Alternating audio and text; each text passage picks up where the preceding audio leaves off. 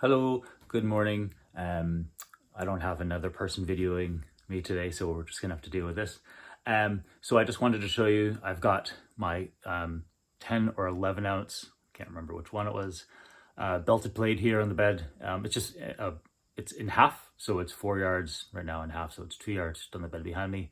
And I'm going to time myself and see how long it takes to get all the pleats, and then we'll come back in a moment. Okay, so that took me approximately 1 minute, 15 seconds.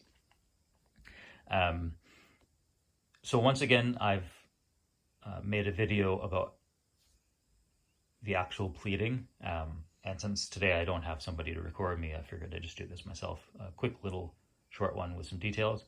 I used the distance between my elbow and my fingertips to measure that apron. Okay, so that is going to be the over apron, roughly a third of the garment. Then the pleated section is roughly another third. And then that will be the under apron, which is again the final third. You might notice that the left side, so the part of my garment that where my knees will go, is pretty good. That was my goal. But the right side over there, I just didn't bother with because it's not going to do anything. It's just going to hang over the belt or whatever.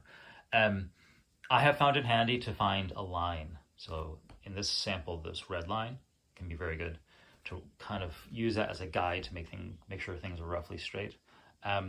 It's entirely up to you to how neat you want to make it.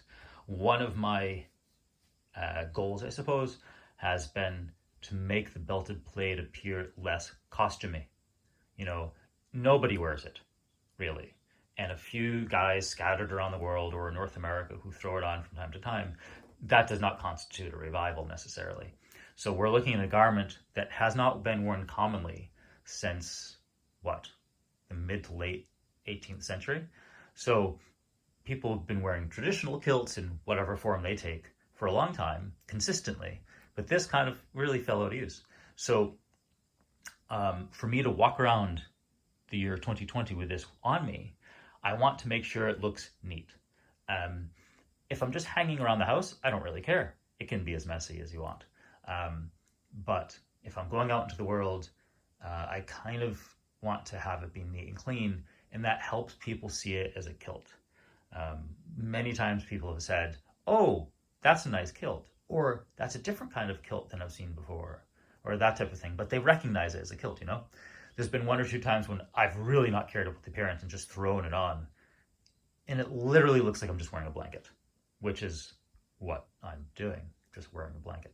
But if I make it, you can do whatever you like, but if I make this section neat and clean, and when I lie back on it and fold the apron, the under apron over me, and then the over apron over me, and make it look neat and clean, then people are generally more apt to see it as, okay, he's just wearing a kilt, which is strange enough as it is in North America in 2020, but they still recognize it for that. So that's it. Again, you're welcome to shoot me any questions about this, and I'll answer them if I can. As always, check the links in the description below for further bits of interest. Sláinte, agus bunaí saltas an lá.